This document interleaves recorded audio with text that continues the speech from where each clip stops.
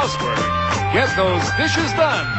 Pour your morning coffee and join us for the fun on Card Sharks.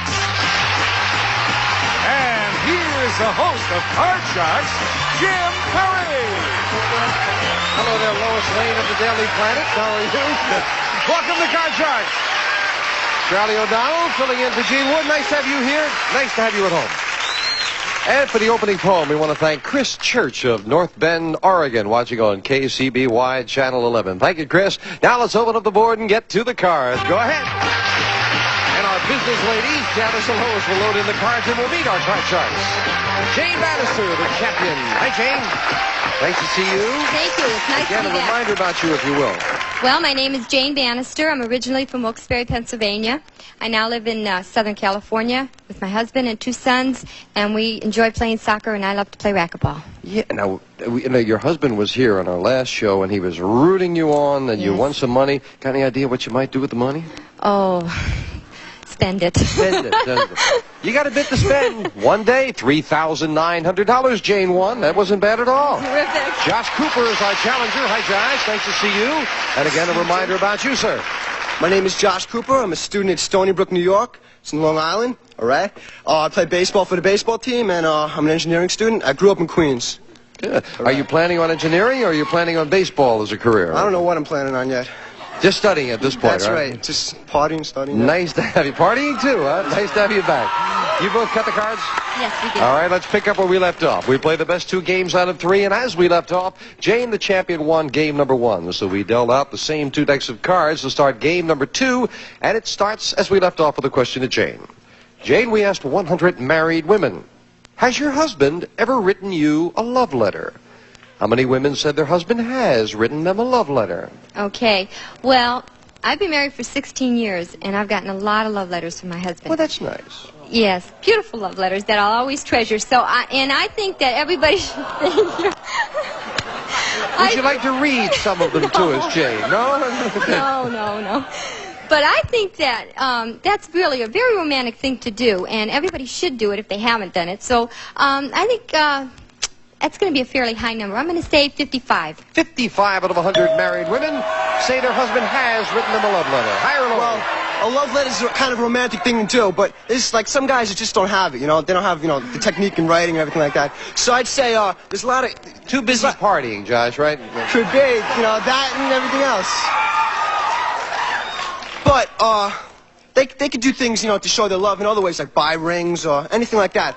So, That's nice. I like, I don't know if if I'm the kind of, Shakespeare or anything like that, I wouldn't write. So let me see, I'd say it'll be a little bit lower. 55 is kind of high. Oh, a little lower. I'd like to hear you do a Shakespeare soliloquy, Josh. That's all right. If it's lower, you'll play your cards. If not, Jane plays hers. And hit the answer right on the head, it's a $500 bonus. And Jane has already done that once. The actual number of married women who said their husband has written them a love letter is 74, not lower. It is much higher. Okay. It is indeed a very romantic thing, too. Jane, you start off this game with a 3. Okay, higher. Higher than a 3. Yes, and no. Freeze. And we'll move over the freeze bar. Physically, we'll move over the... we move over the... Oh, if we don't pay that electric bill. All right. The question goes to you, Josh. Josh, now, as you know, if a man wants to make sure he'll never have children, he can undergo a vasectomy. So we asked 100 psychiatrists, does having a vasectomy usually make a man feel less like a man? How many psychiatrists agree that having a vasectomy does make a man feel less like a man? I don't think it would make him feel less like a man. I would just... I definitely don't think it would make him feel less like a man. Just a vasectomy is something, if he doesn't want to have children, he doesn't want to have children, that's the thing to do, I guess. So I'm going to say it's going to be a low number. It's going to be about 15. 15 out of 100 psychiatrists said, yes, it does make him feel less like a man. Okay. Men have very high egos, and a vasectomy should be thought over very carefully before a man decides to do that.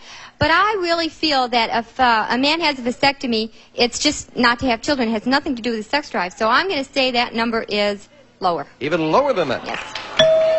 Interesting, because he went down fairly low with the 15, but Jane thinks even lower than that. If you made a decision at home, kind of a toughie. Let's see. The actual number of psychiatrists who said having a vasectomy makes a man feel less like a man is 35. Not lower, it is higher. I think the idea that they asked the psychiatrist at one time or other, some of them are going to run across it, and it worked out very well for Josh, and he's got a 6. Bad card. Change it. Winning the question, you can change it. A good change. All right, let's go higher. Higher than a 4. Yes, a 10. Lower. You get lower. A 9. Freeze.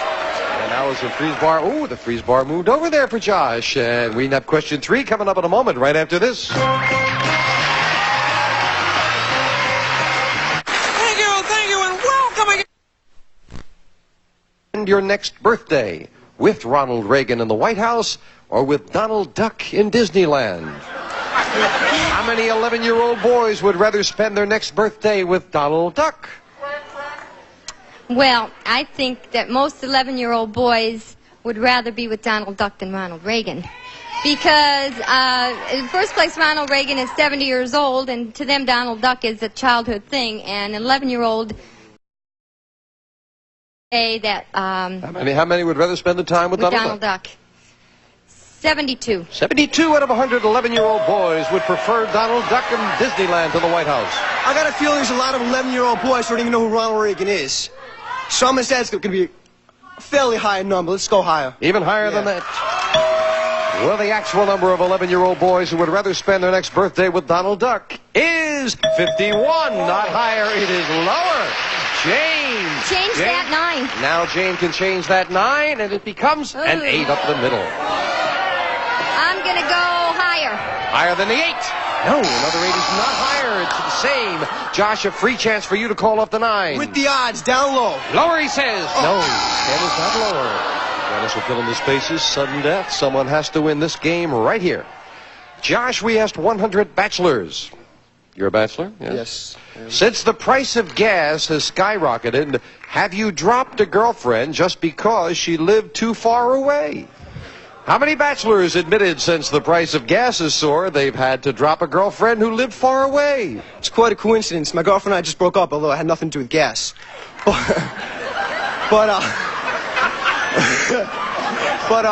not going to say a word. Don't you look at me. All right, but even though gas is expensive, I'm sure girls, or women mean a lot more to men than just, money or, as it comes down to it, gas. How many... Can you repeat the question, please? No, I was listening to you, John. How many bachelors admitted since the price of gas has gone up, they've dropped a girlfriend who lived far away? They're not going to drop their girlfriend for gas or, anything like that. I'm going to say it's, how many have dropped their girlfriend for gas? I'm saying it's going to be a very low number. Let's say about, 8. She's probably over the gas by now, I think. That's 8, he said. Jane, higher or lower? Okay. Oh, okay. I think that if a guy really cares for a girl, it doesn't make any difference if she has gas or not. But, no, I understand. How's it doing? So I'm going to say... We're talking about the price of gasoline, of course. You said 8? He said 8 out of 100 bachelors have dropped the girl who lived far away because the price of gas was too much to get there. 8's a low number. I'm going to say higher. Higher than that? Yeah. Think more than would have that money problem? I'm going to go for it. Well, the actual number of bachelors who admitted that since the price of gas skyrocketed, they've had to drop a girlfriend who lived far away is 16. It is higher. Okay. Sudden death, Jane. You can play it for 3 cards or pass it to Josh for 2. You got control before and it paid off. You've got control again. I'm going to try it again. I'm going to pass to Josh. Well, Josh, you've got to get them both or it's all over with a 9. Here we go. One more time, down low. Lower than a 9. Yes, an 8. Up the middle on a big call. Higher. Is it higher? No. Jane wins it again in sudden death. Josh said sudden death did you in. Good luck with your studies. Thank you for joining us. All right, take care, Jim. Thank you, Josh. Josh Cooper. And Jane Bannister, come on down with me. As Jane, with an even $4,000, tries to add to that with the money cards coming at you right after this. Here, waiting for. The lady who did is already $4,000 richer and ready to go again. Cut the money card? Yes, I did. Let's get over and play them, Jane. Come on, here we go. All right. We're going to give you $200 of new money, and those cards that you cut, we'll deal out 3 cards on the bottom line. When you move up to the second level, we'll add another $200 of betting money and 3 more cards. Your minimum bets are $50 till you get to the top card, the big bet, where you must risk at least half the money. Now you're on your own, so a double isn't going to hurt you. We'll just carry it over if you get one. Good luck. Thank Here's you. $200. And you can change your base card on each level. Is that your husband I hear out there going, yay, come Yes, on? that's him. $200 and a queen. Oh, that's a great card. I'm going to go 150 lower. $150 lower. Yes! Oh, terrific. $300 higher. You can't lose on that. 350 higher. $350 the whole thing. It'll be $700 if it's higher. Yes! Okay. I'm going to go $400. $100 higher. $300. $300 higher. And she's right again. $1,000 already. We'll move up to 5 and give you the other 200. Okay. Change that card. All right, let's see if we can improve it. It's a pretty good card. Can she make it better? A Oh, 7. 7. Ooh, Be that's careful bad now. You're card. very near the middle. Okay. I'm going to go $50. The card's higher. $50 minimum bet. Higher than a 7. Ooh, Nope. But you bought a better card. That's okay. $11.50 and a 4. I'm going to go 150 higher. Holding back a little on that one. $150 higher. Oh, and a good thing you held back. 1,000 and a 3. I'm going to bet $800 higher. $800 higher than a 3. Yes, for the queen for $1,800. We move up the queen. Okay. What are you going to do with a big bet, Jane? You going to play the queen? I'm going to bet all of it lower. Now, we haven't seen any kings or aces. Did you hear your husband's voice out there? No, I'm not listening. I heard him. Was that him saying all of it? So he's with you. We're all with you. Okay. $3,600 if this card is lower. $3,600. Come on down here and congratulate her. Come on down here. He talked her into that big bet. Be my guest. She's doing great. The Bannisters are $7,600 richer. And the better half is going to meet a new challenger right after this.